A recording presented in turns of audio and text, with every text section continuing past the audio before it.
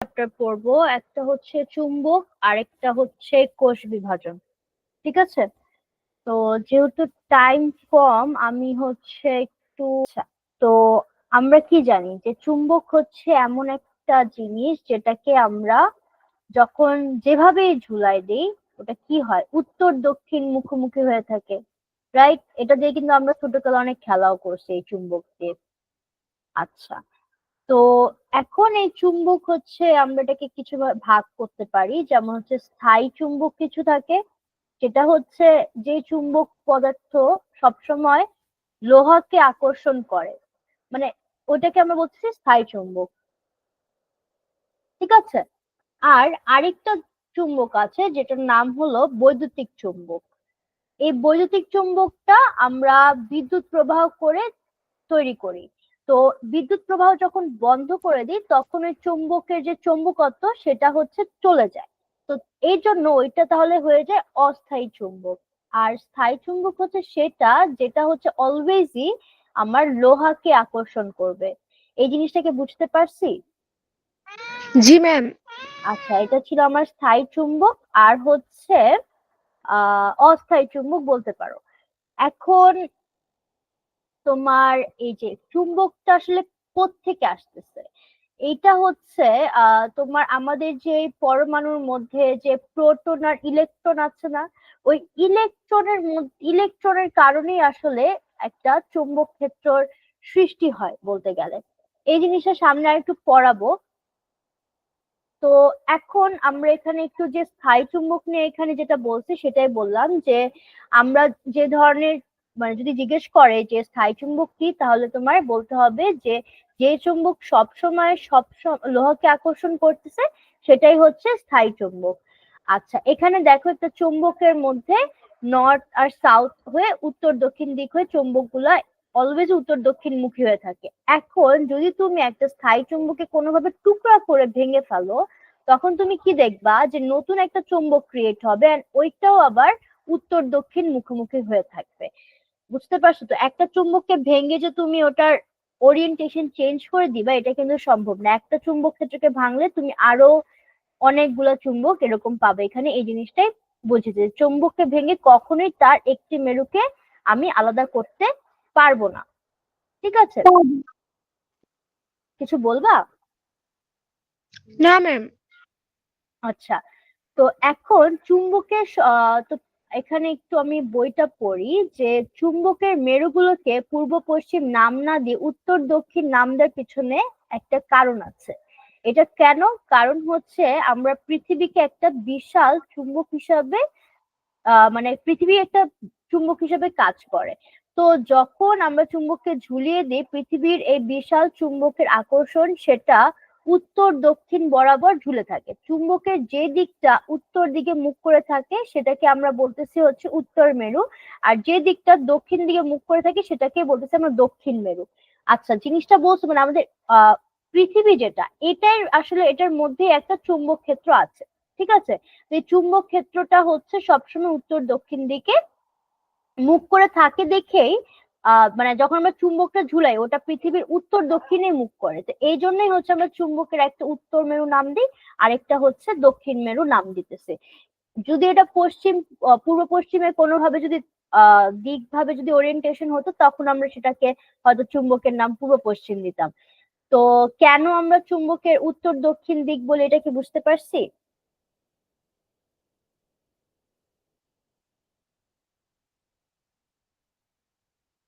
Hello. আচ্ছা, তো এখন আমরা যদি আহ এই যে চুম্বকের সঙ্গে চুম্বকের আকর্ষণ এবং বিকর্ষণের সঙ্গে এবং বিকর্ষণের সঙ্গে চার্জের আকর্ষণ এবং বিকর্ষণের একটা মিল আছে, কিন্তু আহ একটা ব্যাপারে কিন্তু অনেক বড় একটা পার্থক্য আছে। চার্জের বেলায় আমরা শুধু পজিটিভ চার্জ কিংবা নেগেটিভ চার্জের একটি গোলক দণ্ড বা অন্য কিছুকে ঝুলিয়ে রাখতে পারি, কিন্তু চুম্বকের বেলায় আমরা কখনোই শুধু উত্তর মেরু কিংবা দক্ষিণ মেরু একটি চুম্বক তৈরি করে ঝুলিয়ে দিতে পারবো না।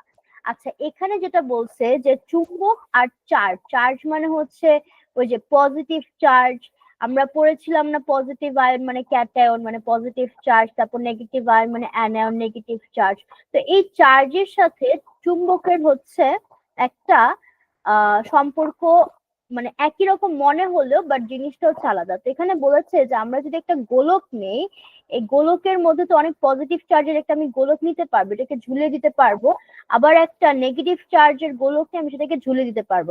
কিন্তু আমি কিন্তু একটা চুম্বক নিয়ে শুধু নর্থ সাইড অথবা শুধু সাউথ সাইড অথবা শুধু উত্তর সাইড শুধু দক্ষিণ সাইড কিন্তু আমরা ঝুলাতে পারবো না। একটা চুম্বক সব সময় হচ্ছে এক পাশ হবে উত্তর এক পাশ হবে দক্ষিণ। তো এখানে আর কি চুম্বক আর চার্জের মধ্যে হচ্ছে পার্থক্য বুঝিয়েছে যে আসলে পার্থক্যটা কি। তো এখন এখানে তোমার এখানে মাঝে আমি অনেক কিছু লাইন স্কিপ করে যাচ্ছি কারণ ওগুলো অত বেশি ইনফরমেটিভ না। তো এখন এখানে যে বলেছে এখানে একটা ইনফরমেশন আছে যে আচ্ছা তোমরা দেখেছো না যে যখন একটা চুম্বককে একটা লোহার কাছে আনো তখন এটা লোহার সাথে লেগে যায়, কিন্তু এটা কি তোমার একটা হ্যাঁ এটা কি কখনো প্লাস্টিকের একটা বক্সের সাথে চুম্বককে লাগতে দেখছো? না। না। তো এই যে যে পদার্থগুলাকে চুম্বক আকর্ষণ করে বা যে সকল পদার্থকে চুম্বক আকর্ষণ করতে পারে তাদের একটা বিশেষত্ব আছে এবং এরকম পদার্থকে বলা হয় চৌম্বকীয় চুম্বক পদার্থ। পদার্থ। তাহলে চৌম্বকীয় পদার্থ কাকে বলছে? যে চুম্বক যে সকল পদার্থকে আকর্ষণ করতে পারে তাদেরকে আমরা বলছি চৌম্বকীয় পদার্থ। জি। এখন বলেছে যে তোমাদের কাছে যদি একটা মোটামুটি শক্তিশালী স্থায়ী চুম্বক থাকে তাহলে তুমি সেটা দিয়ে লোহা বা ইস্পাতের টুকরাকে আচ্ছা তো তোমার কাছে একটা চুম্বক থাকলে তুমি কি একটা লোহা বা ইস্পাতের টুকরাকে আরেকটা চুম্বকে পরিণত করতে পারবে? ইয়েস পারবে। কিভাবে পারবে?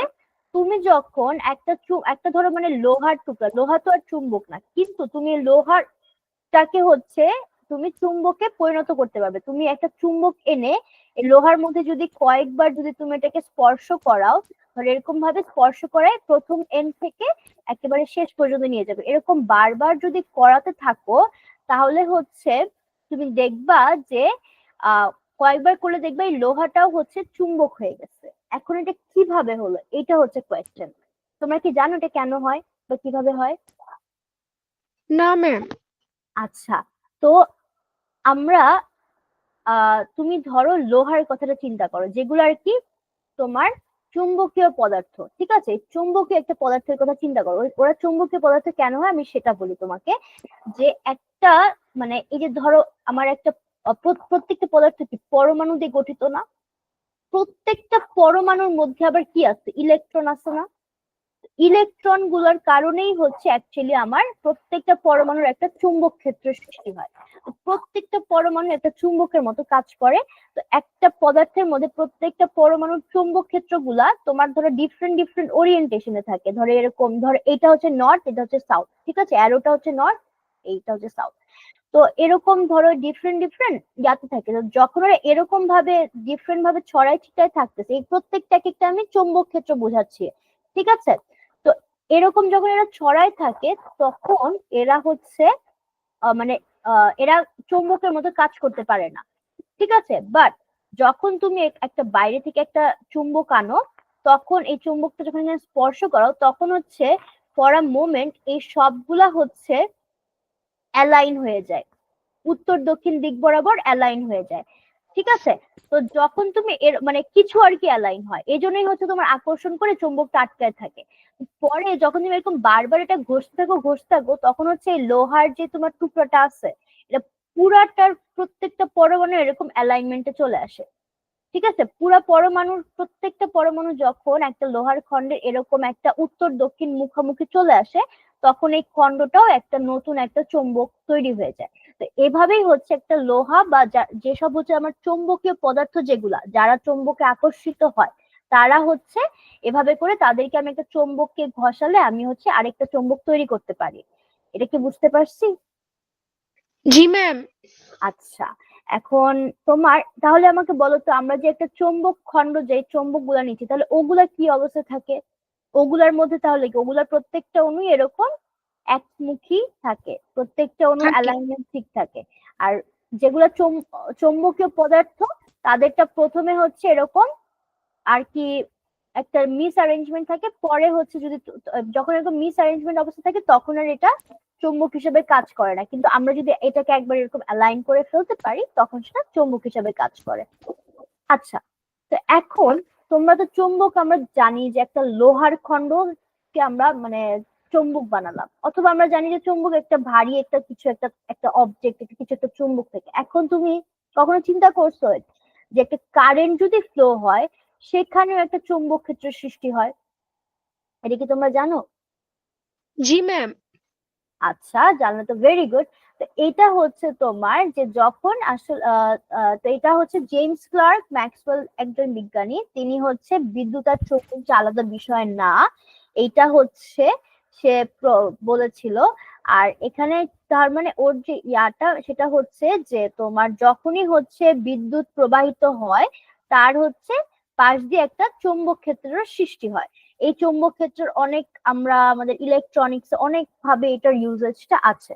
এখন এখানে যেটা বলছে যে এটার কারণটা আমি অলরেডি অ্যাকচুয়ালি বলছি, তারপর আরেকটু বলি এখানে যে তোমাদের মনে এখন প্রশ্ন জাগতে পারে যদি বিদ্যুৎ প্রবাহের কারণেই চৌম্বকত্ব তৈরি হয় তাহলে স্থায়ী চুম্বক দণ্ডের ভেতর চৌম্বকত্ব কোথা থেকে আসে? তার ভেতর তো কোনো বিদ্যুৎ প্রবাহ হচ্ছে না। তাহলে এটা হচ্ছে ওখানে বলছে যে পরমাণুর কেন্দ্রে নিউক্লিয়াসকে ঘিরে ইলেকট্রন ঘুরতে থাকে, সেই ঘূর্ণন হচ্ছে এক ধরনের চার্জের প্রবাহ বা বিদ্যুৎ প্রবাহ, সেখান থেকেই চৌম্বক ক্ষেত্র তৈরি হয়। তো এখানে যেটা বোঝাচ্ছে যে আমি তো তোমাদের বললাম যে বিদ্যুৎ ক্ষেত্র আর চৌম্বক ক্ষেত্র কোনো আলাদা জিনিস না, যেখানেই আমি ইলেকট্রিসিটি ফ্লো করব ওইখানেই আমার চৌম্বক ক্ষেত্র সৃষ্টি হবে। তাহলে আমরা যে একটা চৌম্বকের খণ্ড নিচ্ছি ওখানে তো আমি বাইরে থেকে কোনো ইলেকট্রিসিটি দিচ্ছি না, তারপরে কেন এটা চৌম্বক হিসাবে কাজ করছে? এটার রিজন হচ্ছে যে ওই যে আমি তোমাকে একটু আগে বললাম যে প্রত্যেকটা পদার্থেরই কি একটা পরমাণু দিয়ে গঠিত, তাই না? হ্যাঁ, একটা পরমাণুকে ধর আমি বের করে নিয়ে আসলাম, তো একটা নিউক্লিয়াস ভিতরে থাকবে আর বাইরে হচ্ছে ইলেকট্রনরা ঘুরবে। তো ইলেকট্রনরা যখন ঘুরবে, ইলেকট্রনের ঘোরা মানেই তো আমার বিদ্যুতের প্রবাহ, তাই না? তো এই জি ইলেকট্রন ঘুরতেছে মানে একটা বিদ্যুতের এখানে একটা প্রবাহ হচ্ছে, আর এই বিদ্যুৎ প্রবাহের কারণে এখানে একটা চৌম্বক ক্ষেত্র সৃষ্টি হচ্ছে। তো এই জন্য প্রত্যেকটা পরমাণু কিন্তু আমি তোমাদের এই যে ভিতরে এরকম অ্যারো দিয়ে দেখাচ্ছি যে একটা চৌম্বক ক্ষেত্র হিসেবে কাজ করতেছে। ঠিক আছে, তো এখানে ওই কথাটাই বলা হয়েছে। আচ্ছা, তো এই যে দেখো যে যখন আর কি একটা পজিটিভ চার্জ হয় তখন এখানে একটু দেখাইছে যে কিভাবে তোমার একটা চার্জের সাথে চৌম্বক ক্ষেত্র সৃষ্টি হয়। ধরো পজিটিভ চার্জ হলে তোমার মানে এটা পজিটিভ চার্জ আর এটা হচ্ছে নেগেটিভ চার্জ। তো পজিটিভ চার্জ হলে এখান থেকে এটা হচ্ছে বিদ্যুতের দিক। আচ্ছা, এই ছবিটা বাদ দাও, যে চার্জ যেভাবে চারপাশে বৈদ্যুতিক ক্ষেত্র তৈরি করে, আহ এখানে যেটা বলছে যে একটা চার্জের থেকে তুমি পাও বৈদ্যুতিক ক্ষেত্র, আর বিদ্যুৎ প্রবাহ থেকে পাও হচ্ছে চৌম্বকীয় ক্ষেত্র। তো এটা তোমার একটা রাইট হ্যান্ড রুল আছে, তুমি যদি তোমার ডান হাতের বুড়া আঙ্গুলটা ধরে, এটা ডান হাতের বুড়া আঙ্গুলটাকে যদি তুমি বিদ্যুতের প্রবাহের দিকে রাখো, ধরো এটা একটা তার, তাহলে তুমি তোমার ডান হাত নিয়ে তোমার বুড়া আঙ্গুলটাকে উপরে রাখবা, আর যদি তুমি মুষ্টিবদ্ধ করো এই যে তোমার হাতটাকে, তাহলে তোমার এই আঙ্গুলের দিক যেদিকে ঘুরবে ওই বরাবরই তোমার চুম্বক ক্ষেত্র সৃষ্টি হবে। তার মানে কারেন্টের ডিরেকশন ধরো উপর দিকে হইলে চুম্বক ক্ষেত্র হবে এরকম। ঠিক আছে, আবার যখনই তুমি কারেন্টের ডিরেকশন উল্টায় দিবা তখন দেখবে চুম্বক ক্ষেত্র হয়ে যাবে উল্টা দিকে। ঠিক আছে, তো এটা হচ্ছে তোমার বিদ্যুতের চৌম্বক ক্ষেত্র, যেটা আমরা ডান হাতি রুল দিয়ে বুঝতে পারি যে যেখানে আছে চৌম্বক ক্ষেত্র। তুমি বুড়া আঙ্গুল দিয়ে যদি তুমি, না এটা উল্টাটা বলছো যে আহ কোন দিকে, এই যে এখানে এখানে একটা ভুল আছে, তুমি এই বুড়া আঙ্গুল দিয়ে দেখাবা হচ্ছে তোমার এই বিদ্যুতের প্রবাহ, আর এইটা দিয়ে যেটা পাবে সেটা হবে হচ্ছে চৌম্বক প্রবাহ। ঠিক আছে, তো এখন আচ্ছা এখানে তোমার একটা বলেছে যে বিদ্যুৎ প্রবাহের কারণে যে চৌম্বক ক্ষেত্র তৈরি হয় এটা পরীক্ষা করেও দেখা যায়। তো তোমার এখানে কি করবে, একটা ড্রিঙ্কিং স্ট্রয়ের উপর প্লাস্টিক আবৃত বৈদ্যুতিক তার পেঁচায় নাও। আচ্ছা, পেঁচায় যদি নাও তখন এক পাক তার এক পাক তারে চৌম্বক ক্ষেত্র বেশি হয় না বলে। আচ্ছা, এখানে তোমার যেটা বলছে তুমি এটা বাসায় পরীক্ষা করে দেখতে পারো, যে তুমি হচ্ছে একটা স্ট্র নিবা, একটা স্ট্র নিয়ে তোমার ধরো একটা ওয়্যার নিবা যে কোনো, তো একটা ওয়্যার নিয়ে তুমি এটাকে পেঁচাই দিবা, আর ওই ওয়্যারটার মধ্যে তারপর কারেন্টের ফ্লো করবা, ধরো এটাকে ব্যাটারি দিয়ে কানেক্ট করে দিলা, তো এখানে কারেন্টের ফ্লো স্টার্ট হয়ে যাবে। তো তারপরে তুমি হচ্ছে এখানে একটা ম্যাগনেট রাখবা। এই যে এখানে তোমার এই যে এই এক্সাম্পলটা করছে, তো একটা ম্যাগনেট রাখছে এন্ড দেখছে যে ম্যাগনেটের দিকটা দেখবা, যখন তুমি কারেন্ট স্টার্ট করবা তখন হচ্ছে ম্যাগনেটটা একদিকে হচ্ছে আকর্ষণ করবে, আবার যখন তুমি কারেন্ট উল্টাই দিবে, দেখো প্লাস মাইনাস উল্টাই দিলে তখন হচ্ছে আবার অপোজিট সাইডকে আকর্ষণ করবে। এই যে তুমি ধরো একটা ম্যাগনেটটা রাখলা, ম্যাগনেটটা যে ডিরেকশনটা চেঞ্জ করে ফেললো, এটা দিয়ে বোঝায় যে এটা এখানে আসলে একটা চৌম্বক ক্ষেত্র সৃষ্টি হয়েছে। যদি চৌম্বক ক্ষেত্র না থাকে তাহলে তো এটা ম্যাগনেটটাকে সরাইতে পারতো না। বুঝতে পারছো? এই জি পরীক্ষাটা ম্যাম। তোমরা বাসায় ট্রাই করে দেখতে পারো। তোমরা কি করছো এটা ট্রাই? জি ম্যাম। করেছিলা? হয়েছিল? হ্যাঁ। আচ্ছা, ভেরি গুড। তো এটা হচ্ছে তোমার এখানে বলেছে যে আচ্ছা, একটি তারের কুণ্ডলীর ভেতর দিয়ে বিদ্যুৎ প্রবাহ করলে চৌম্বক ক্ষেত্র তৈরি হয়, আর বিদ্যুৎ প্রবাহ বন্ধ করলে চৌম্বক ক্ষেত্র অদৃশ্য হয়ে যায়। অর্থাৎ আমরা ইচ্ছা করলে চৌম্বক ক্ষেত্র তৈরি করতে পারি, আবার ইচ্ছা করলে সেটা অদৃশ্য করে দিতে পারি। শুধু তাই নয়, বিদ্যুতের প্রবাহ বাড়িয়ে কমিয়ে চৌম্বক ক্ষেত্র বাড়াতে বা কমাতে পারি। তো এটা হচ্ছে আমরা, তার মানে কি আমরা বিদ্যুৎ দিয়ে চৌম্বক ক্ষেত্রকে কন্ট্রোলও করতে পারতেছি। পারি হ্যাঁ, কিছু না, কিছু বলবা? না ম্যাম। ওকে। না। এখন বলেছে যে তবে শুধু আচ্ছা, এখন তুমি যদি একটা শক্তিশালী চৌম্বক ক্ষেত্র ক্রিয়েট করতে চাও তখন তুমি কি করবা? তখন তুমি হচ্ছে এই আহ, তারের কুণ্ডলীটা আমরা স্ট্রয়ের পাশে চাপাইছিলাম না, এখন হচ্ছে আমরা যদি একটা লোহার খন্ড নিয়ে আসি এন্ড ওইটার মধ্যে ওয়্যারটা দেই, তাহলে আমরা একটা, এটাকে বলে সলিনয়েড। ঠিক আছে, সলিনয়েড বলে যে তুমি যখন একটা লোহার খন্ডের ভিতরে একটা বৈদ্যুতিক তার প্যাঁচাও, সেখানে হচ্ছে কারেন্ট ফ্লো করো, তখন যেটা ক্রিয়েট হয় ওটাকে বলা হয় হচ্ছে একটা সলিনয়েড। ওকে, তো এটার মাধ্যমে তুমি একটা শক্তিশালী চৌম্বক ক্ষেত্র ক্রিয়েট করতে পারবা। যদি তোমাকে বলে যে ধরো বিদ্যুৎ প্রবাহের মাধ্যমে একটি শক্তিশালী চৌম্বক ক্ষেত্র তুমি তৈরি করো, তাহলে কিভাবে তৈরি করবা বলো তো? বিদ্যুৎ ক্ষেত্রের মাধ্যমে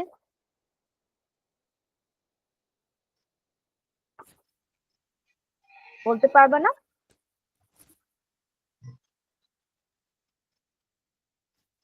আচ্ছা, যদি বলে যে বিদ্যুৎ ক্ষেত্র দিয়ে একটা শক্তিশালী চৌম্বক ক্ষেত্র বা একটা চৌম্বক তৈরি করো, তখন তুমি বলবা যে আমরা যদি একটা লোহার দণ্ডর উপর একটা বৈদ্যুতিক তার পেঁচিয়ে সেখানে বিদ্যুৎ প্রবাহ করি ব্যাটারির সাহায্যে বা যে কোনো ভাবে, তাহলে আমরাই একটা শক্তিশালী চৌম্বক ক্ষেত্র পাবো। সেটা আমরা কিভাবে পাবো? আমরা পাবো এটা হলো যে বৈদ্যুৎ যখন আমার এই দিয়ে তার দিয়ে যখন বৈদ্যুতিক প্রবাহ সৃষ্টি হবে তখন কি, তখন সেটার একটা চৌম্বক ক্ষেত্রের সৃষ্টি করবে, তাই না? আর আমরা জি কি জানি যে লোহার খন্ডর মধ্যেও তো অনেক চৌম্বক ক্ষেত্র থাকে।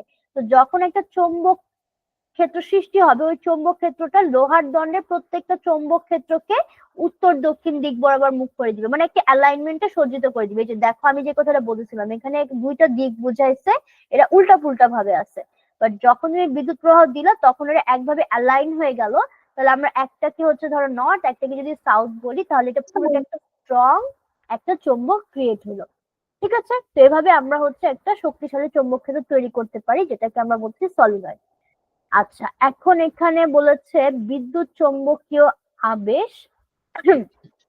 আচ্ছা, তো এখানে হচ্ছে যে তুমি এখন আমরা দেখলাম যে বিদ্যুৎ ক্ষেত্র দিয়ে চৌম্বক সৃষ্টি করলাম, কিন্তু আমরা কিন্তু চৌম্বক ক্ষেত্র থেকেও বিদ্যুৎ সৃষ্টি করতে পারি। মানে চুম্বক আর বিদ্যুৎ এই দুটো জিনিস অনেকটা হচ্ছে একটার উপর একটা, তুমি বলতে পারো যে ইন্টারডিপেন্ডেন্ট। তো যখন ধরো তুমি একটা তারের মধ্যে কোনো কারেন্ট নাই, একটা তুমি জাস্ট একটা তার নিছো, আর তোমার কারেন্ট আছে কিনা ওটা বোঝার জন্য তুমি হচ্ছে একটা বাল্বও নিতে পারো। তো ধরো একটা বাল্বের সাথে তুমি একটা তারকে কানেক্ট করলা, ঠিক আছে? তো যখন তুমি একটা এখানে চৌম্বক ক্ষেত্র, একটা চৌম্বক ক্ষেত্র নিয়ে তুমি যদি একেবারে একবার সামনে নাও একবার পিছনে নাও, এরকম যদি একটা চৌম্বক ক্ষেত্রকে তুমি আবর্তন মানে একটা মুভমেন্টে রাখো, তখন দেখবা যে লাইটটা হচ্ছে জ্বলে উঠবে, যখন তুমি এরকম মুভমেন্টে রাখবা। ঠিক আছে, তো এটাই হচ্ছে তোমার চৌম্বক ক্ষেত্রের মাধ্যমে তুমি হচ্ছে যে বিদ্যুৎ তৈরি করতে পারবা। চৌম্বক ক্ষেত্রের পরিবর্তন করে তারের কুণ্ডলীতে বিদ্যুৎ প্রবাহ সৃষ্টিকে বিদ্যুৎ চুম্বকীয় আবেশ বলা হচ্ছে। তো তাহলে বিদ্যুতের চুম্বকীয় আবেশ আর হচ্ছে এই যে বিদ্যুতের চুম্বক ক্রিয়া, এই দুইটার মধ্যে পার্থক্য কি বুঝতে পারছো?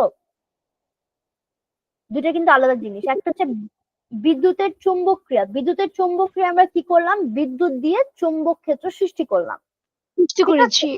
আর বিদ্যুতের চৌম্বকীয় আবেশ যেটা, এটাই আমরা কি করতেছি, এটাই আমরা হচ্ছে চুম্বক দিয়ে বিদ্যুৎ প্রবাহ সৃষ্টি করতেছি। সৃষ্টি করেছি। তো এটা ওয়েরস্টেড দেখাইছিল যে একটা তারের কুণ্ডলের মধ্যে যদি চুম্বক ক্ষেত্রে পরিবর্তন করানো যায়, তাহলে সেই তারের কুণ্ডলের ভিতর বৈদ্যুতিক শক্তি তৈরি হয়। এই যে এই জিনিসটা ইম্পর্টেন্ট, তখন আমি কি করছি, চুম্বক ক্ষেত্রে পরিবর্তন করাচ্ছি। তো যদি একটা বৈদ্যুতিক তারে কুণ্ডলীর দুই প্রান্তে একটি যেটা আমি বললাম যে একটি অ্যামিটার লাগানো হয়, বা তুমি একটা বাল্ব লাগিয়ে দেখতে পারো, তখন দেখবা যে আহ, বিদ্যুৎ প্রবাহ হচ্ছে, যদি তুমি অ্যামিটার লাগাও, অ্যামিটার হচ্ছে বিদ্যুৎ প্রবাহ মাপে। তো ধরো তুমি, ম্যাম একটা প্রশ্ন ছিল। সরি, হ্যাঁ বলো। ম্যাম মিটার কি? অ্যামিটার কি? জি। আচ্ছা, অ্যামিটার হচ্ছে বিদ্যুৎ প্রবাহ মাপার একটা যন্ত্র, যে তোমার একটা তারের ভিতর দিয়ে কতটুকু কারেন্ট যাচ্ছে। তুমি অ্যাম্পিয়ার এককটা চিনো? না। আচ্ছা, এটা হচ্ছে তোমার তড়িৎ প্রবাহের একক, মানে কারেন্টের একক। এটা মানে অ্যামিটার, মানে কত অ্যাম্পিয়ার কারেন্ট যাচ্ছে এটা মাপে হচ্ছে অ্যামিটার। তো অ্যামিটার হচ্ছে বিদ্যুৎ প্রবাহ মাপার একটা যন্ত্র আর কি। তো ওইটাই তুমি একটা তারকে যখন অ্যামিটারের সাথে কানেক্ট করে দিবা, তখন তুমি হচ্ছে মাপতে পারবা যে কতটুকু কারেন্ট যাচ্ছে। আর দিকটা হচ্ছে, কারেন্টেরও তো দিক আছে, ধরো এদিকেও কারেন্ট যেতে পারে, আবার এদিকেও কারেন্ট যেতে পারে। তো তুমি দেখবে যখন তুমি একবার চৌম্বক ক্ষেত্রকে এদিকে ধরো, একবার এ পাশে নিচ্ছ, তখন যদি তোমার এই কাঁটাটা একদিকে বিক্ষেপ দেয়, আবার যখন তুমি সরায় ফেলবা, তখন দেখবে কাঁটাটা আরেক দিকে বিক্ষেপ দিবে, ঠিক আছে। তো এটাই হচ্ছে আমি কি করলাম, চুম্বক দিয়ে একটা পরিবর্তনশীল চুম্বক, অফকোর্স তোমার পরিবর্তনশীল একটা চুম্বক লাগবে। পরিবর্তনশীল মানে কি, একবার এদিকে একবার এদিকে, তো যখন এই মুভমেন্ট করতেছে তখন চৌম্বক ক্ষেত্রটাও মুভ করবে। তো এই জন্য পরিবর্তনশীল চৌম্বক ক্ষেত্র দিয়ে আমরা হচ্ছে বিদ্যুৎ প্রবাহ সৃষ্টি করতে পারি, ঠিক আছে। ইস ম্যাম। ওকে, আচ্ছা, এটা এই চ্যাপ্টারটা আসলে তোমাদের অত বেশি ইনফরমেশন নাই, খালি যদি তোমরা একটু তড়িৎ চুম্বকীয় আবেশ আর বিদ্যুতের যে চৌম্বক ক্রিয়া, এই দুইটা জিনিস ইম্পর্টেন্ট। আর লাস্ট যে টপিকটা আছে সেটা হচ্ছে আমাদের পৃথিবীর যে চৌম্বক ক্ষেত্র, এই জিনিসটা, যে আমাদের পৃথিবীর চৌম্বক ক্ষেত্র আমরা কেন বলতেছি আর এটা আমাদের কি কি হেল্প করতেছে, এই জিনিসটা হচ্ছে এখান থেকে ইম্পর্টেন্ট। তো আমাদের ফার্স্ট যদি পৃথিবীর চৌম্বক ক্ষেত্র নিয়ে আমরা জানতে চাই, তাহলে হচ্ছে আমাদের একটু ভিতরে যেতে হবে। তো আমাদের যে পৃথিবীর যে গঠন, সেটাকে আমরা মূলত তিন ভাগে ভাগ করতে পারি। একেবারে বাইরে হচ্ছে ভূত্বক, কেন্দ্রে হচ্ছে মজ্জা বা কোর, আর মাঝখানে হচ্ছে মেন্টাল থাকতেছে। তো এখন যে আহ পৃথিবী গঠনের সময় আমার গ্র্যাভিটেশন, মাধ্যাকর্ষণ বলের কারণে ভারী যেগুলা, মানে যে লোহা নিকেল, এগুলা পৃথিবীর কেন্দ্রে জমা হয়। তো কেন্দ্রের মজ্জাকে আবার দুই ভাগে ভাগ করা যায়, কঠিন অন্তস্থ মজ্জা এবং বাইরের দিকে তরল। আচ্ছা গেল। তো এখন আমার যে তরল বহিস্থ মজ্জা আছে, তার তাপ পরিবহন করার জন্য পৃথিবীর ভেতরে পরিচলন পদ্ধতিতে পরিবাহিত হয়। আচ্ছা, তো এখন পরিচলন মানে আমি তোমাদের পড়াইছিলাম, তোমাদের পড়াইছি, মানে পরিচলন কি জানো? ম্যাম আমি তো আমার ক্লাসে ছিলাম না মনে হয়। আচ্ছা, পরিচলন হচ্ছে তোমার অ্যাকচুয়ালি মানে একটু কি বলে, একটা পদার্থের ধরো এই যে, ধরো এই জায়গাতে হিট বেশি, ঠিক আছে, এই জায়গাতে। তো এখন একটা অণু ধরো র্যান্ডমলি ছোটাছুটি করতেছে, তো একটা ধরো র্যান্ডমলি ছোটাছুটি করার কারণে একটা একটা গরম একটা অণুর সাথে সংস্পর্শে যদি আরেকটা অণু আসে, তখন হচ্ছে যে ওভাবে যে হিটটা ট্রান্সফার হয় র্যান্ডম চলাচলের জন্য, সেটাই হচ্ছে আমার পরিচলন। তো এখন এখানে যেটা বলছে যে তোমার তরল বহিস্থ মজ্জায় যেখানে, ওখানে হচ্ছে তোমার এই পরিচলন পদ্ধতিতে হচ্ছে তাপ পরিবহন হয়। তো যেহেতু এই পরিবহন হয় মূলত তরল ধাতব পদার্থের, এবং ধাতব পরমাণু থেকে ইলেকট্রন বিচ্ছিন্ন হয়ে সেগুলো চার্জ অবস্থায় থাকে, তাই এর পরিবহন এক ধরনের বিদ্যুৎ প্রবাহের সৃষ্টি করে। তো এই জন্য হচ্ছে ওই কেন্দ্রে একটা চৌম্বক ক্ষেত্র সৃষ্টি হয়। তোমাদের এত মানে এখানে যেটা জিনিসটা মেইন যেটা বুঝতে হবে, যে পৃথিবী কেন চৌম্বক ক্ষেত্র, সেটা হচ্ছে পৃথিবীর অভ্যন্তরে যে তরল বহিস্থ মজ্জা আছে, সেটার ভিতরে পরিচলন পদ্ধতিতে তাপ পরিবাহিত হয়। আর এই পরিবহন, হ্যাঁ, আর এই পরিবহন হয় তরল ধাতব পদার্থের।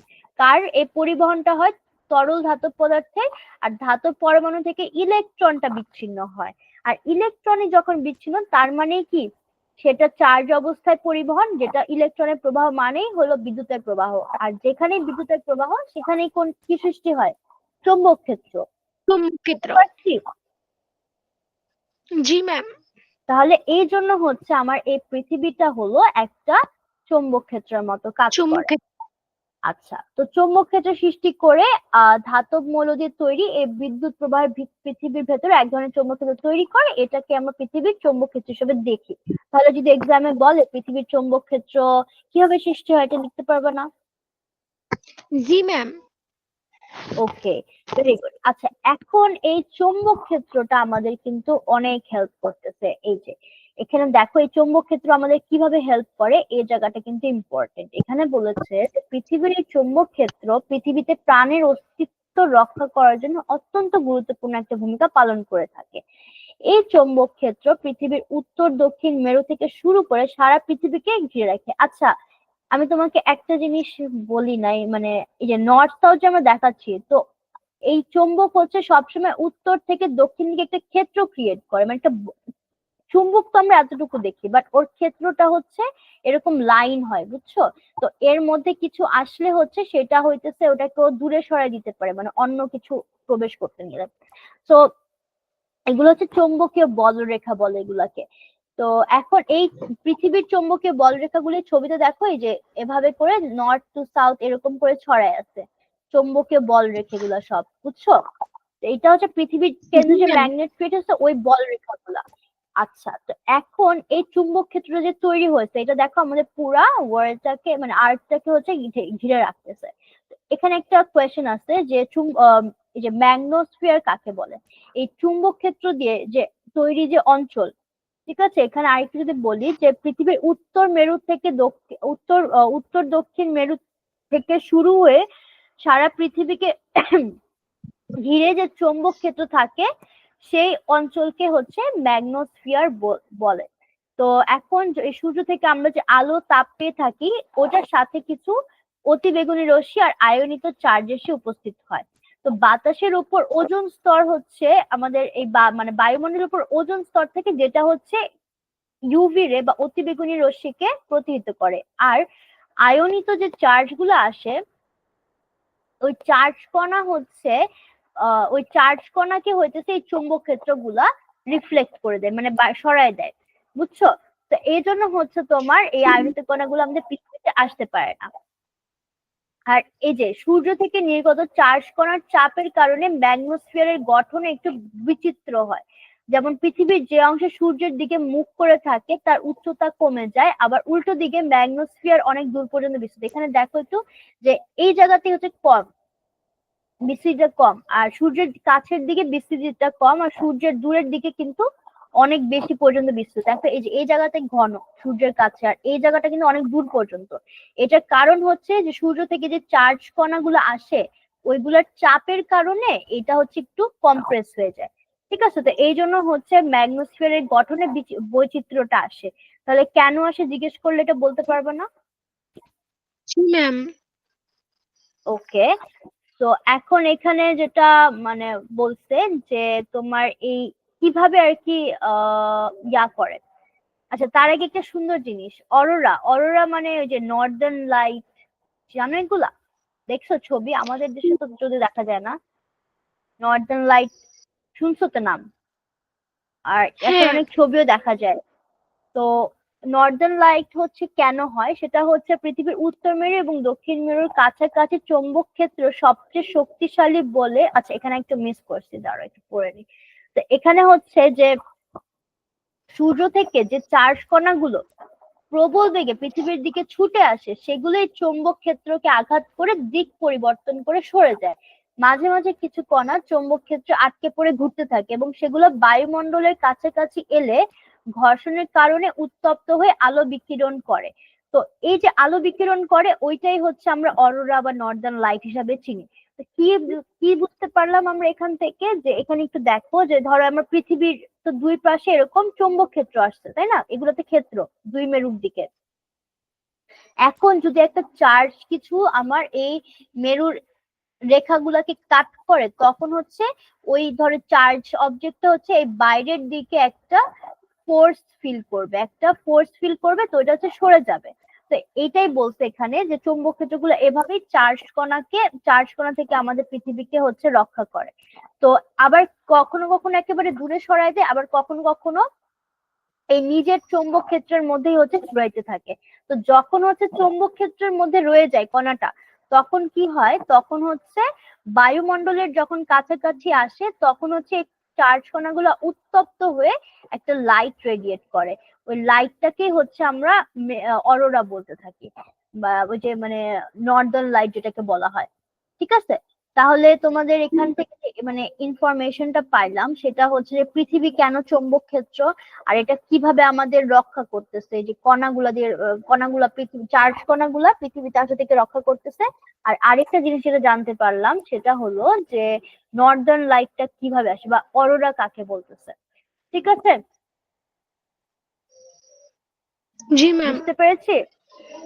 আচ্ছা, এখন ইস ম্যাম। এখানে তোমার ওকে, আচ্ছা এখন বলেছে যে তোমাদের মনে প্রশ্ন জাগতে পারে সূর্য থেকে আগত চার্জ কণাগুলো কেন চৌম্বক ক্ষেত্র ভেদ করে যেতে পারে না। ওই যে সেটা হচ্ছে ওই যে আমি বললাম, চার্জ কণা যদি সরাসরি চৌম্বক ক্ষেত্রের দিকে যায় তাহলে সেটি কোনো বল অনুভব করবে না, কিন্তু যদি চৌম্বক ক্ষেত্রের দিকে লম্ব ভাবে যায় তখন হচ্ছে কি হবে, তখন হচ্ছে পাশের দিকে একটা লম্ব হয়ে বল অনুভব করে। এই জিনিসটা কিন্তু ইম্পর্টেন্ট, যে কেন হচ্ছে সূর্য থেকে আগত চার্জ কণা চৌম্বক ক্ষেত্র ভেদ করতে পারে না, এটা কোয়েশ্চেন করতে পারে। তখন তুমি এরকম একটা ছবি এঁকে দেখাবা যে এটা তো আমার চৌম্বক ক্ষেত্রগুলো এই বরাবর, তাই না, এরকম। আর চার্জ কণা যদি এই চৌম্বক ক্ষেত্রের সাথে লম্ব ভাবে আসে, যে এটা যদি আমার চৌম্বক ক্ষেত্র হয়, এটা চার্জ কণার দিক যদি হয় তাহলে হচ্ছে লম্ব ভাবে আসতেছে। তো এই জন্য তখন সে চার্জ কণাটা একটা বল অনুভব করে বাইরের দিকে, এই কারণে হচ্ছে এই রেখার লম্ব বরাবর আসলে ওগুলা হচ্ছে সরে যায়। ঠিক আছে, আচ্ছা। তো এখন হচ্ছে তোমার এই যে আমাদের কবুতর, ধারণা করায় কবুতর কিংবা পাখিদের চুম্বক ক্ষেত্র অনুভব করার ক্ষমতা আছে বলে অনুমান করা যায়।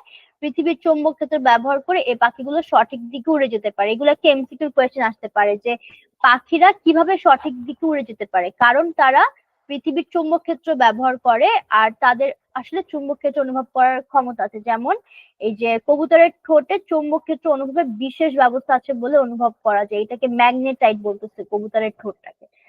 ঠিক আছে, তো এই চ্যাপ্টারে এটা আমি পড়াইলাম, অল্পই পড়াইছি কারণ এখানে আসলে তোমাদের বেশি ইনফরমেশন দেওয়া নাই।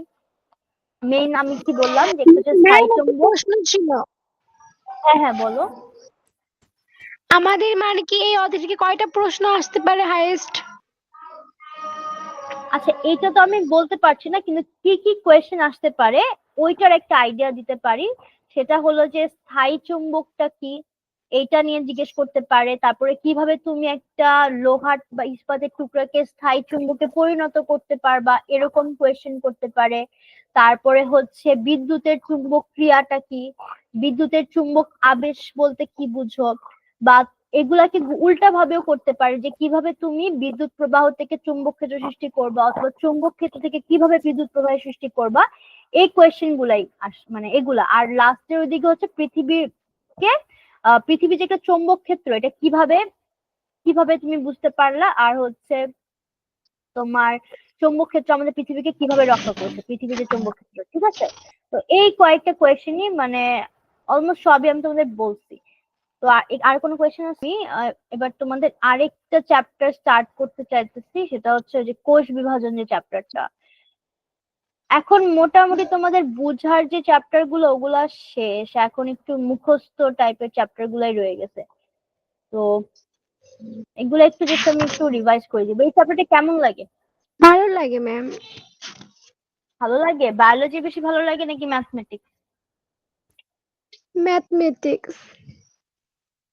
হুম, আচ্ছা, এটাও ভালোই আছে। তাহলে আমরা কি জানি যে কোষ বিভাজনটা কি? তো কোষ বিভাজন কি, কোষ হচ্ছে, আমি একটু তাড়াতাড়ি যাই, কোয়েশ্চেন থাকলে বললো মাঝে। তো আমরা জানি কি যে আমাদের দেহ গঠনের একক কি, কোষ। আমাদের পুরা দেহই কোষ। কি এই কোষ দিয়ে গঠিত, রাইট?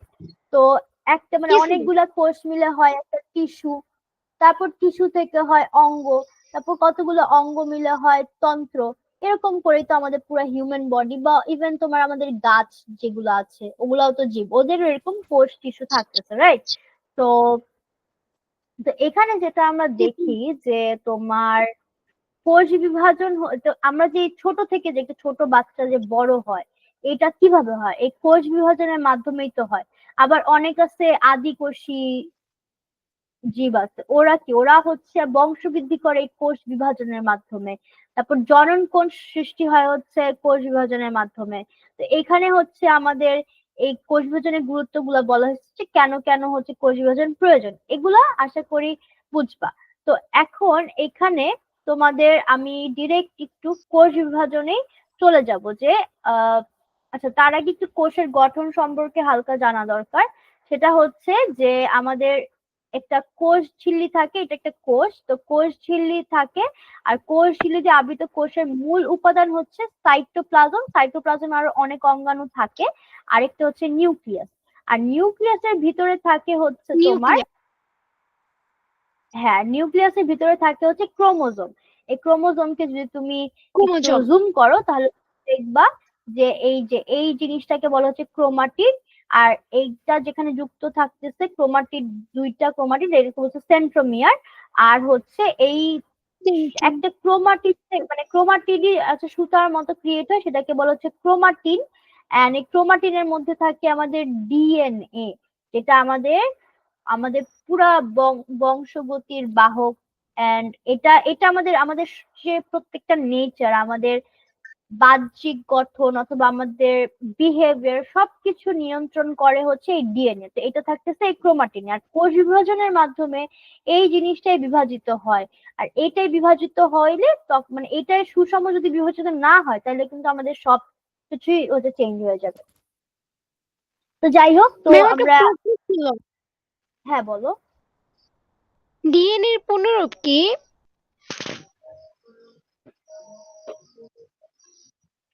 Nucleic acid.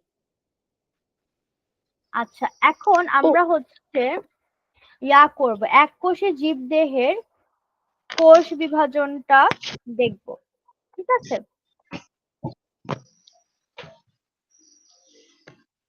আচ্ছা, তো এখন এখানে যেটা হয়েছে যে তোমার অ্যামাইটোসিস এককোষী জীবদেহের কোষ বিভাজন যেটা হয় আচ্ছা, তার আগে আমরা যদি একটু বলি, কোষ বিভাজন হচ্ছে তোমার তিনটা তিনটা ভাগে মেইনলি ভাগ করা হয়েছে। একটা হইলো তোমার এই যে অ্যামাইটোসিস, আরেকটা হচ্ছে মিউসিস। মিওসিস, আর আরেকটা হচ্ছে তোমার মাইটোসিস, ঠিক আছে? তো মাইটোসিস। এখন, হ্যাঁ, অ্যামাইটোসিস হচ্ছে এটা তোমার এককোষী জীবদেহে হয়। এককোষী মানে হচ্ছে জীবাণু, ব্যাকটেরিয়া, অ্যামিবা একটা ভালো উদাহরণ। ওদের হচ্ছে অ্যামাইটোসিস কোষ বিভাজন হয়। এই অ্যামাইটোসিস কোষ বিভাজনে হইতেছে তোমার যেটা হয় যে মানে ওরা এটা দিয়ে হচ্ছে বংশ বৃদ্ধি করে। মানে ধরো একটা কোষ মানে এক কোষী যারা ওরা ওদের তো আর কোষ বিভাজনে ওদের বড় হওয়ার কিছু নেই। ধরো একটা কোষ থাকে, ওরা ভাগ হয়ে আরো নতুন দুইটা কোষ যখন সৃষ্টি হয় তখন আরো দুইটা তোমার নতুন দুইটা হচ্ছে আবার কি এক কোষী জীব উৎপন্ন হয়ে গেল। তো এটা হচ্ছে তাদের বংশ বৃদ্ধি করার একটা উপায়। তো এটা হচ্ছে তোমার কিভাবে হয় সেটা একটু দেখো। যে বলেছে যে এককোষী বা আদিকোষী। এককোষী মানে হচ্ছে তোমার একটা কোষ থাকে, আর আদিকোষ হচ্ছে যাদের নিউক্লিয়াসটা পূর্ণ গঠিত না, মানে নিউক্লিয়াসটা অসম্পূর্ণ থাকে, তাদের হচ্ছে আদিকোষী বলে, ঠিক আছে? তো আদিকোষী আর এককোষী জীবগুলা সরাসরি বিভাজনের মাধ্যমে বংশবৃদ্ধি করে থাকে। এই প্রক্রিয়াটিকে অ্যামাইটোসিস বা বাইনারি ফিশন নামে বলা হয়। তো বাইনারি ফিশনও বলা হয় এটাকে। তো অ্যামিবা, ব্যাকটেরিয়া কিংবা নীলাভ সবুজ শৈবাল জাতীয় আদিকোষী জীবে এই ধরনের কোষ বিভাজন দেখা যায়। তো কাদের মধ্যে দেখা যায় এটা একটু ইম্পর্টেন্ট, যে অ্যামিবা, ব্যাকটেরিয়া আর নীলাভ সবুজ শৈবালের। এককোষী জীবের সংখ্যা বৃদ্ধির জন্য এই প্রক্রিয়াটা অত্যন্ত কার্যকর। এই যে মাত্র যেটা বললাম যে একটা কোষ থাকে, তারপর ওরা ডিরেক্ট ডিভাইড হয়ে হচ্ছে দুইটা নতুন কোষ ক্রিয়েট করে। তো অ্যামাইটোসিস ধরনের কোষ বিভাজনে কোষটি পরিপক্ক হলে প্রথমে নিউক্লিয়াসের ভেতর ক্রোমোজোমের ডিএনএ আচ্ছা, তো অ্যামাইটোসিস কোষ বিভাজনটা কি কি প্রসেসটা হয়? ফার্স্টে হচ্ছে এই যে আমার DNA, deoxy ribo nucleic acid, DNA, এই ডিএনএটা কি করে, এটা হচ্ছে ফার্স্ট আমার যে ক্রোমাটিনে যে ডিএনএ থাকতেছে, এটা হচ্ছে ফার্স্টে কপি হয়, ঠিক আছে। তারপরে কপি হওয়ার পরে কি হয় যে তোমার এই দুইটা আলাদা হয়ে যায়, আলাদা হয়ে এই সাইটোপ্লাজমটা মাঝ বরাবর সংকুচিত হতে থাকে। সাইটোপ্লাজম সংকুচিত হতে হতে আস্তে আস্তে তোমার এইটা দুই ভাগে ভাগ হয়ে যায়। এটা খুবই ইজি একটা প্রসেস। যে যদি আমরা এটাকে নাম্বার ওয়াইজ ভাগ করি, যে ফার্স্টে কি হয় যে অ্যামাইটোসিস ধরনের কোষ যেটা, সেটা বিভাজনে কোষটা যখন পরিপক্ক হয়, মানে ধরে যে নতুন কোষ সৃষ্টি হলে এটা যখন আবার পরিপক্ক হয়ে যাবে, তখন ধরে এই কোষটা আমার তো পরিপক্ক হয়ে যাবে। এটা আমার 1 নম্বর পয়েন্ট, যে কোষটি পরিপক্ক হলে প্রথমে নিউক্লিয়াসের ভেতরে ক্রোমোজোমের ডিএনএ প্রতিলিপন হয়, যে ডিএনএ প্রতিলিপন হয়েছে, এখানে কপি করছে। তারপরে কি করছে কোষ, 2 নম্বর হচ্ছে কোষের নিউক্লিয়াসটির আকৃতি পরিবর্তন হয়ে ডাম্বেল আকৃতি ধারণ করে এবং প্রায় মাঝ বরাবর সংকুচিত হতে শুরু করে। এই যে এখন এই যে মাঝ বরাবর সংকুচিত হয়ে যে ডাম্বেল ডাম্বেল ডাম্বেল তো চিনো, যে ওয়েট লিফটিং করে যে ডাম্বেল বলে, এরকম ডাম্বেল, এরকম ডাম্বেল আকৃতির হয়। তারপর প্রায় মাঝ বরাবর সংকুচিত হতে শুরু করে। সংকোচন শেষে মাতৃকোষের মূল দীর্ঘাকৃতির নিউক্লিয়াসটি পরস্পর থেকে বিচ্ছিন্ন হয়ে দুটি অপত্য নিউক্লিয়াসে পরিণত হয়। আচ্ছা, তো এখানে অ্যাকচুয়ালি এখানে এই ছবিগুলো না অত ভালো করে দেওয়া নাই। 1 মিনিট আমি দেখি একটু তোমাদের অ্যামাইটোসিসের কিছু ভালো ফিগার দিতে পারি কিনা। এই যে এইটা দেখতে পারো, এখানে দেখো এটা হচ্ছে আমার প্যারেন্ট সেল বলতেছে, মানে এটা আমার একটা, মানে যেটা বিভাজিত হবে, তো এরকম থাকতেছে, এটা হচ্ছে আমার নিউক্লিয়াস আর এটা। তো এখানে হচ্ছে নিউক্লিয়াস হচ্ছে কনস্ট্রিকশন হয়, মানে একটা ডাম্বল একটা আকৃতি ধারণ করে, আর এখানে পরে সাইটোপ্লাজমেরও একটা ডাম্বল আকৃতি ধারণ করে, এন্ড দেন হচ্ছে তোমার এই সেল পার্টিশনটা হচ্ছে, ঠিক আছে। আর একটু যদি ক্রোমোজোমের যে ইয়াটা, আহ আচ্ছা থাক, এখানে নাই। তো এখানে যেটা বলছে যে এই প্রক্রিয়া বিভাজিত দুইটি নিউক্লিয়াস ডিএনএ সুনির্দিষ্ট এবং সমানভাবে বিভক্ত হওয়া পুরোপুরি নিশ্চিত নয়, কাজে দুটি ভিন্ন হতে পারে। নিউক্লিয়াসের সঙ্গে সঙ্গে সাইটোপ্লাজম ও মাঝ বরাবর সংকুচিত হতে হতে বিচ্ছিন্ন দুটি কোষে পরিণত হয়। এই ধরনের বিভাজনে মাতৃকোষের নিউক্লিয়াস ও সাইটোপ্লাজম সরাসরি বিভক্ত দুটি অপত্য কোষ তৈরি করে, তাই একে প্রত্যক্ষ কোষ বিভাজনও বলে। তো এটা আই গেস ইজি, যেখানে কি থাকতেছে আমার প্রথমে একটা আমার প্যারেন্ট সেল থাকতেছে, বা পিতৃকোষ বলা হয় এটাকে অনেক সময়, তো বা মাতৃকোষও বলা হয়। তো এটা হয় মাতৃকোষ থাকে, তো এন্ড দেন হচ্ছে এখানে আমার নিউক্লিয়াসের ভিতরে হচ্ছে আমার ডিএনএ টা কপি হয়। এই কপিটা হচ্ছে একেবারে সুশোধিত না, মানে অলওয়েজ একেবারে হুবাহু সেম হবে তা না, তো ডিফারেন্ট হতে পারে।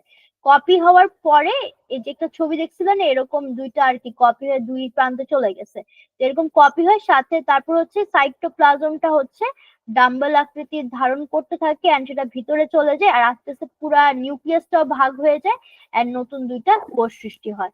তো এটাই হচ্ছে আমার একটা অ্যামাইটোসিস কোষ বিভাজন।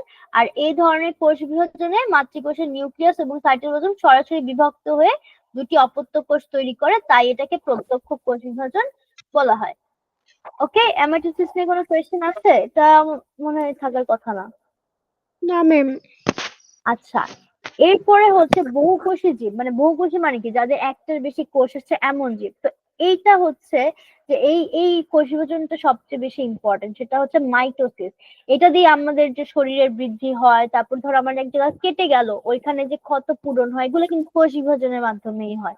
তারপর একটা গাছের বৃদ্ধি হওয়া, তো একটা অঙ্গের বিকাশ হওয়া, এগুলো সবই কিন্তু হচ্ছে বহুকোষী, মানে এগুলো সবই হচ্ছে মাইটোসিস কোষ বিভাজনের মাধ্যমে। মেইনলি কি করে, ও হচ্ছে একটা কোষ থাকে, ওটাকে হচ্ছে কি কপি করতে থাকে, একটা থেকে দুইটা হয়, দুইটা থেকে আবার কি এটা আরো দুইটা দেয়, তারপর হচ্ছে দুইটা থেকে আরো চারটা হয়। তো এখানে যে চারটা এটা হয়। একটা অনেক, বলতে গেলে হ্যাঁ এরকম ভাবে বাড়তে থাকে। তো এখন তোমার এই যে এখানে বলছে যে বহুকোষী জীবদেহের দেহকোষ যে প্রক্রিয়ায় বিভাজিত হয় তাকে মাইটোসিস বলে, ঠিক আছে। তো এটা হচ্ছে মাইটোসিসের উদাহরণ। আমরা মিওসিসটা পরে যাচ্ছি। তো এখন এখানে আমাদের যে জিনিসটা কোষ চক্র, তো কোষ চক্র হচ্ছে যে যেই কোষ থেকে বিভাজন শুরু হয় তাকে মাতৃকোষ বলে, এবং যে নতুন কোষ সৃষ্টি হয় তাকে অপত্য বা কন্যা কোষ বলা হয়। ঠিক আছে, তো এই মাতৃকোষ, কন্যা কোষ, এগুলোর ডেফিনেশন গুলো একটা দেখো। আর কোষ চক্রের ডেফিনেশন ইজ ভেরি ইম্পর্টেন্ট, যে যেই চক্রের মাধ্যমে একটা মাতৃকোষ সৃষ্টি, এর বৃদ্ধি এবং পরবর্তী সময় বিভাজিত হয়ে দুটি অপত্য কোষের সৃষ্টি হয় তাকে কোষ চক্র বলে। চক্র বলে। হ্যাঁ, এটা মানে কি, যে মাতৃকোষের ফার্স্ট একটা সৃষ্টি হইলো, তারপরে এটা মাতৃকোষটা বাড়লো, এবং তারপরে আবার বেড়ে বিভাজিত হয়ে আবার দুইটা নতুন কোষ সৃষ্টি করলো। তো এই যে একটা সাইকেল, যে ওটাই হচ্ছে আমার কোষ চক্র। তো কোষ চক্রকে হচ্ছে প্রধান দুইটি ভাগে ভাগ করা যায়। একটা হচ্ছে আমার বিভাজনরত অবস্থা, যেটাকে আমরা বলতেছি এম ফেজ বা মাইটোসিস ফেজ, আর বিভাজনের পূর্বের অবস্থা যেটাকে বলা হচ্ছে ইন্টারফেজ। তো মাইটোসিস তাহলে কি, আমার হচ্ছে কোষ চক্র কি, যে কোষের একটা সৃষ্টি, তারপর ওটার বৃদ্ধি আর তার বিভাজন হওয়া পর্যন্ত যে চক্রটা, সেটাকে আমরা বলছি কোষ চক্র। আর এই কোষ চক্রতে আমরা দুইটা মেইন ভাগ পাচ্ছি, সেটা হচ্ছে কি, একটা হচ্ছে এম ফেজ, আরেকটা হচ্ছে তোমার ইন্টারফেজ। এম ফেজ বলতে কি বোঝাচ্ছে, এম ফেজ হচ্ছে যেই টাইমে আর কি বিভাজিত হইতেছে, আর ইন্টারফেজটা হচ্ছে যে টাইমটা বিভাজনের জন্য প্রস্তুতি নিচ্ছে। আবার এই ইন্টারফেসকে আমরা তিন ভাগে ভাগ করতে পারি, সেটা হচ্ছে G1, S আর G2। এই যে G1, হ্যাঁ। তো এখন একটা কোষ বিভাজনের পর, কোষ বিভাজনের চক্রটি শুরু হওয়ার জন্য ফার্স্টে আমার কি হয়, G1 হয়, গ্যাপ ওয়ান আর কি। তো এই গ্যাপ ওয়ানে কি হয়, এই গ্যাপ ওয়ানে হচ্ছে আমার যে মানে মাইটোসিস তো হইলো, তাই না? এই যে দেখো এখানে মাইটোসিস তো হয়ে তুমি একটা নতুন কোষ পাইলে এখানে। ওই কোষটা হচ্ছে এখানে আস্তে আস্তে বড় হয়, কোষের বৃদ্ধি হয়, যে নতুন অপত্য কোষ সৃষ্টি হইলো, ওইটা এখন মাতৃকোষে পরিণত হচ্ছে। তো এটা হচ্ছে আমার জীবনটা হচ্ছে গ্যাপ ওয়ান, এটা হচ্ছে আমার ফার্স্ট পর্যায়ে। এই পর্যায়ে কোষের কি কি হইতেছে, আকার বৃদ্ধি পাচ্ছে, আর কোষটি তার চারপাশে পরিবেশ পর্যবেক্ষণ করে আবার কোষ বিভাজন করবে কিনা সেটা নির্ধারণ করে।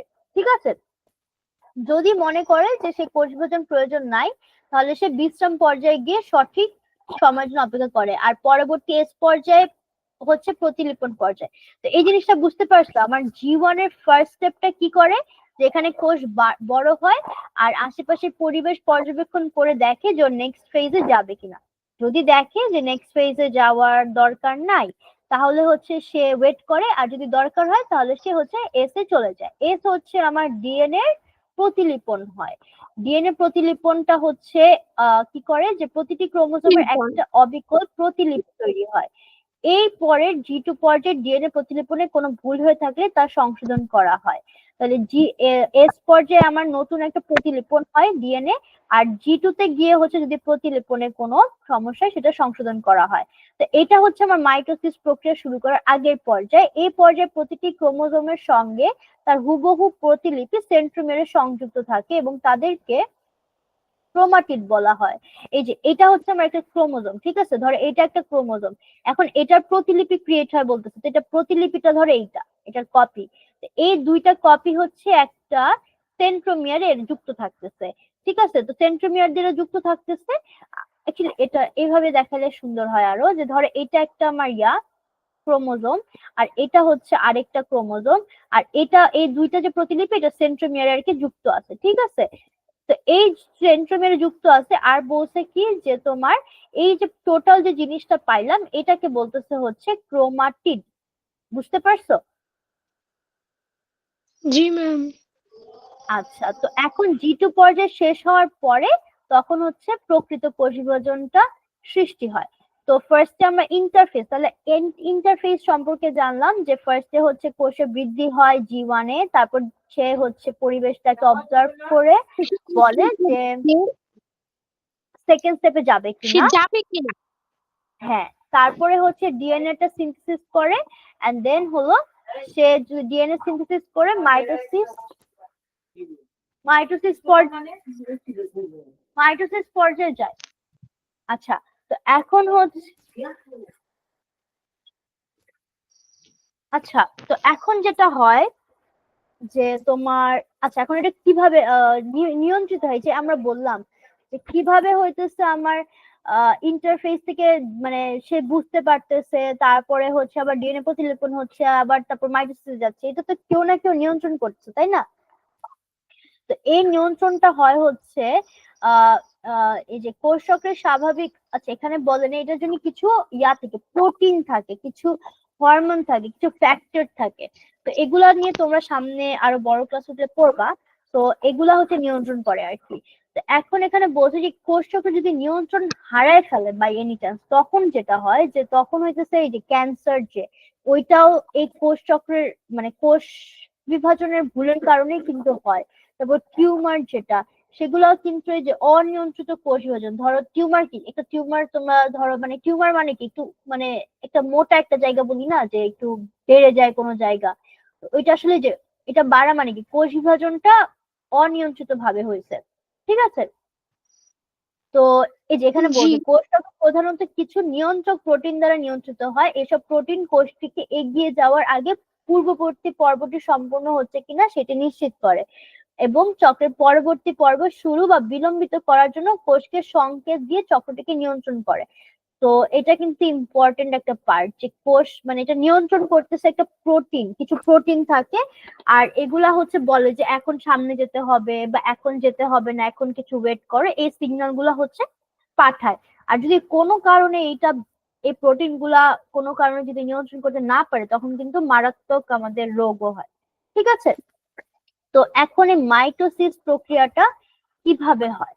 এই মাইটোসিস প্রক্রিয়াটা একটা ধারাবাহিক পদ্ধতি, এবং এটাকে মেইনলি হচ্ছে 5টা ভাগে ডিভাইড করা যায়: প্রোফেজ, মেটাফেজ, অ্যানাফেজ, টেলোফেজ, আর হচ্ছে সাইটোকাইনেসিস। ওকে, সো এখন আমরা একটু ছবি দেখে চিন্তা করি, তো ছবির সাথে মিলাই মিলাই পড়া ট্রাই করি। তো প্রথমটা হচ্ছে আমার প্রোফেজ। এই ধাপে যেটা হয় যে কোষের ফার্স্টে একটু তুমি পয়েন্ট আকারে যদি চিন্তা করো, যে এই ধাপে কোষের নিউক্লিয়াসটা হচ্ছে ফার্স্টে আকারে বড় হয়। তো ফার্স্টে আমরা কি পেলাম, কোষের নিউক্লিয়াসটা আকারে বড় হলো।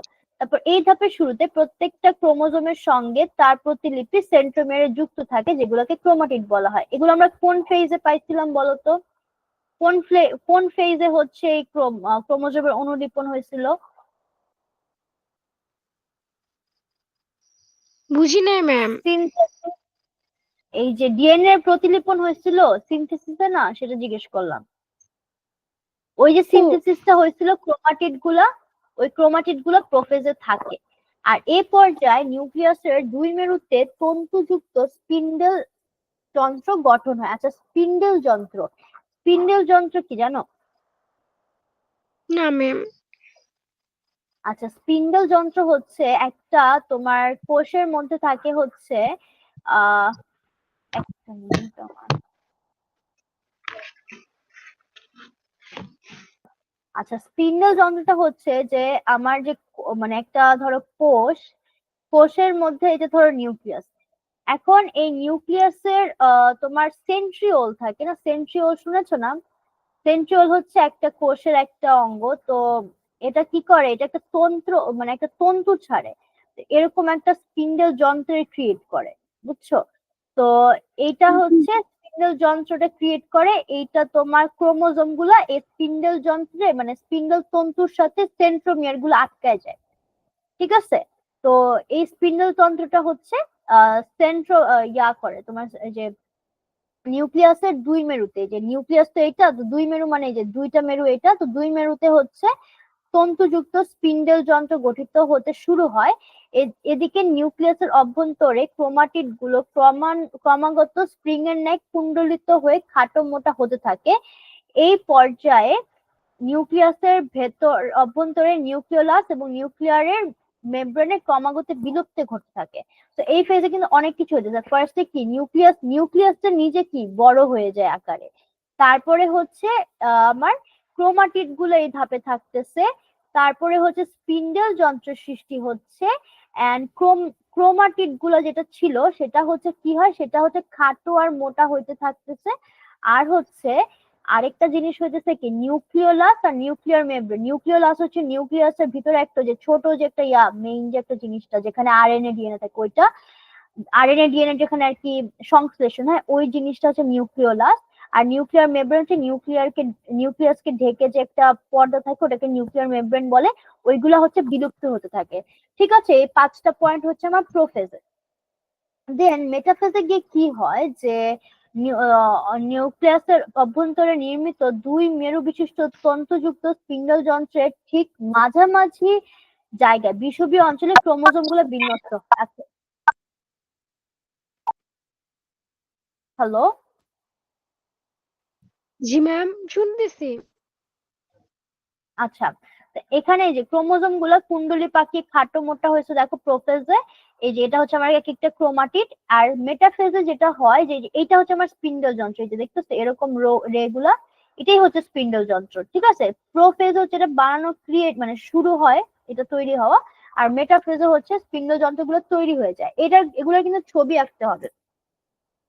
এন্ড বিষুবীয় অঞ্চল কি, এই যে স্পিন্ডল যন্ত্রের যে মিডল যে অঞ্চলটা এটাকে বলা হচ্ছে আমার বিষুবীয় অঞ্চল। ঠিক আছে, তো এটা হলো আমার বিষুবীয় অঞ্চল। আর বিষুবীয় অঞ্চলকে মাঝে রেখে হচ্ছে ক্রোমাটিড গুলা, সেন্ট্রোমিয়ার গুলা হচ্ছে একটা একটা তন্ত্রে থাকে একেবারে বিষুবীয় অঞ্চল বরাবর, এই ক্রোমাটিড গুলা হচ্ছে এসে পড়ে। এটা হচ্ছে মাইটোসিসের একটা ইম্পর্টেন্ট, মেটাফেজের একটা ইম্পর্টেন্ট একটা পার্ট, যে ক্রোমোজোমের সেন্ট্রোমিয়ারের সঙ্গে স্পিন্ডেল যন্ত্রের তন্তু সংযুক্ত হয়ে ক্রোমোজোম গুলো স্পিন্ডেল যন্ত্রের বিষুবীয় অঞ্চলে বিন্যস্ত হয়। ক্রোমাটিড বাহু দুটি মেরুমুখী হয়ে অবস্থান করে। এই যে মেরু মানে এই যে ক্রোমাটিডের যে বাহুগুলা দেখো, এই যে ক্রোমাটিডের যে বাহুগুলো এরা হচ্ছে মেরু মানে মেরুতে, এই দুইটাকে মেরু বলতেছে তাই না, তো ওদের দিকে ক্রোমাটিড গুলো হচ্ছে মেরুর দিকে। আর মাঝে হচ্ছে সেন্ট্রোমিয়ারটা আমার এই বিষুবীয় অঞ্চলে, বিষুবীয় অঞ্চল বলতে আমি মিডল পয়েন্ট বুঝাচ্ছি, মিডল পয়েন্টে এই স্পিন্ডল তন্তুর সাথে যুক্ত হয়ে থাকতেছে। ঠিক আছে, তো মেটাফেজে কি হয়, মেটাফেজে হলো তোমার এই যে এই স্পিন্ডল যন্ত্রের ঠিক মাঝামাঝি, যেটাকে আমরা বিষুবীয় অঞ্চল বলছি, সেখানে ক্রোমোজোম গুলো বিন্যস্ত হচ্ছে প্রতিটি, তো এটা 1 নম্বর পয়েন্ট। 2 নম্বর হচ্ছে প্রতিটি ক্রোমোজোমের সেন্ট্রোমিয়ার বিষুবীয় অঞ্চলে এবং ক্রোমাটিড বাহু দুটি মেরুমুখী হয়ে অবস্থান করছে। এই পর্যায়ে ক্রোমোজোম গুলো সবচেয়ে খাটো ও মোটা দেখায়। এখান থেকে কোয়েশ্চেন খুবই আসে কমন, যে কোন পর্যায়ে ক্রোমোজোম গুলোকে সবচেয়ে খাটো এবং মোটা দেখায়, তো কি হবে অ্যান্সার?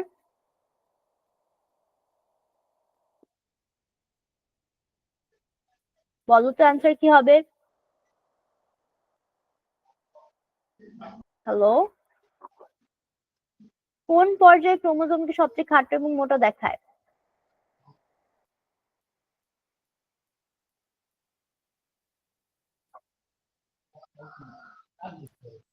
আচ্ছা, এটার অ্যান্সার হচ্ছে মেটাফেজ পর্যায়ে সবচেয়ে খাটো এবং মোটা দেখে। এটা কিন্তু খুবই ইম্পর্টেন্ট একটা কোয়েশ্চেন। আচ্ছা, হ্যালো, আমার কথা কি শোনা যেতেছে? জি।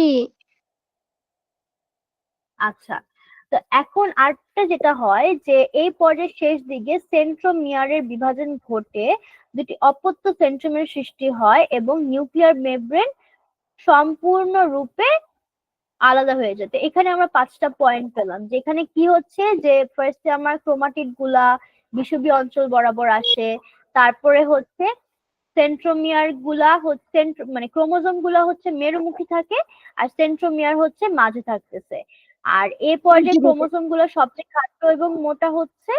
আর এই পর্যায়ে শেষের দিকে সেন্ট্রোমিয়ারের বিভাজন হয় এবং দুইটা অপত্য সেন্ট্রোমিয়ারের সৃষ্টি হয়, মানে নতুন অপত্য মানে হচ্ছে নিউ সেন্ট্রোমিয়ারের সৃষ্টি হয়। আর নিউক্লিয়ার মেমব্রেনটা পুরোপুরি হচ্ছে ভ্যানিশ হয়ে যায়। এরপরে আসি হচ্ছে আমার অ্যানাফেজ। তো কোষ বিভাজনের এই পর্যায়ে প্রতিটি ক্রোমোজোমের সেন্ট্রোমিয়ার বিভক্ত হওয়ার ফলে ক্রোমাটিড দুইটা আলাদা হয়ে যায়।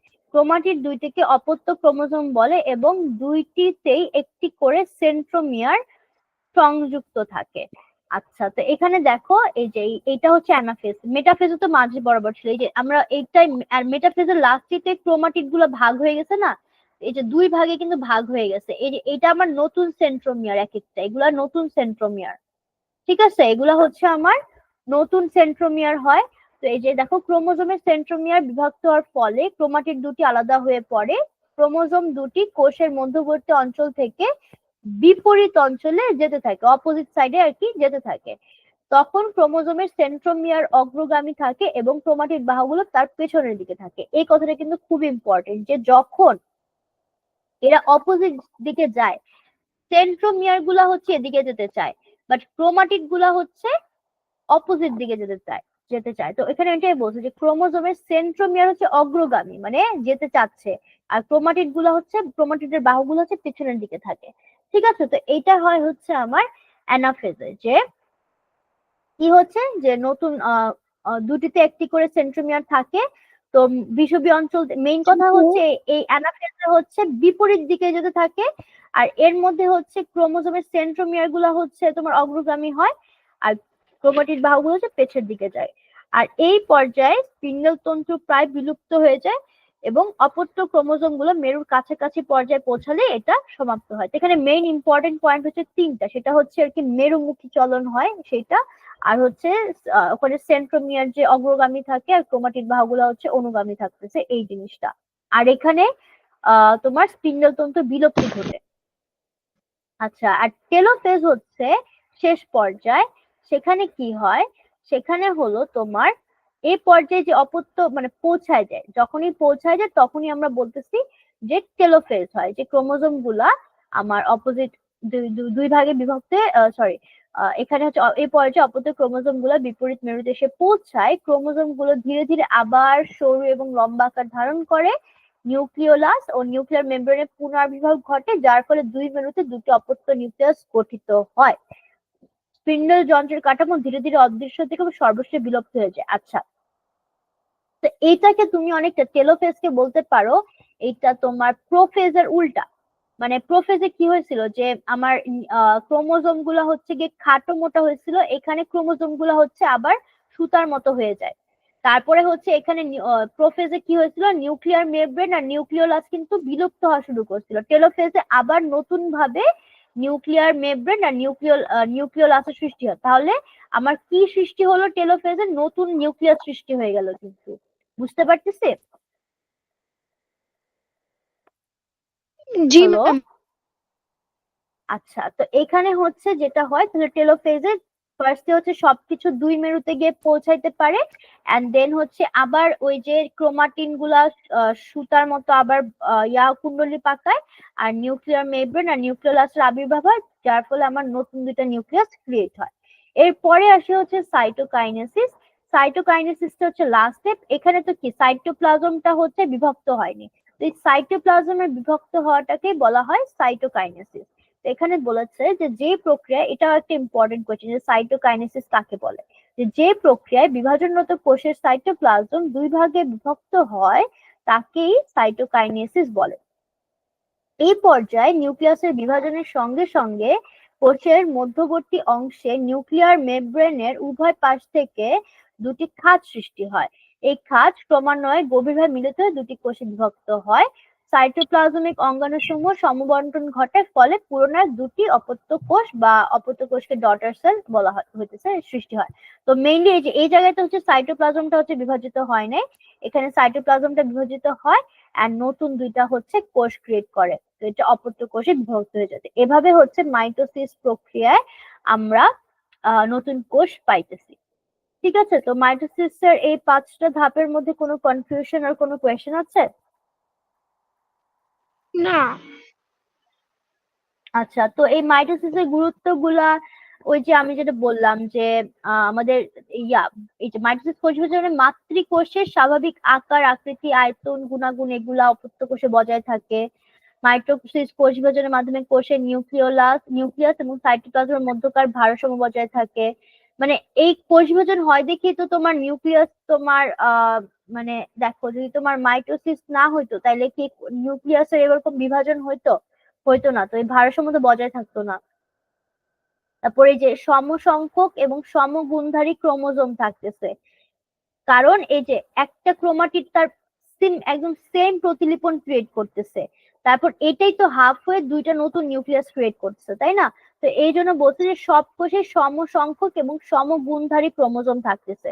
আর বহুকোষী জীবদেহের সৃষ্ট যে কোনো ক্ষত স্থান হচ্ছে মাইটোসিস প্রক্রিয়ার কোষ বিভাজনের মাধ্যমে পূরণ হয়।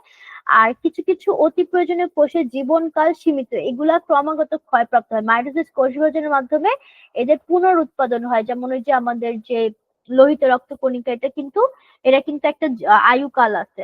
তো এই অনেক মানে এই জিনিসটা একটু মুখস্থ করে ফেলো যে গুরুত্বটা কি, এখানে না বুঝার কিছু নাই।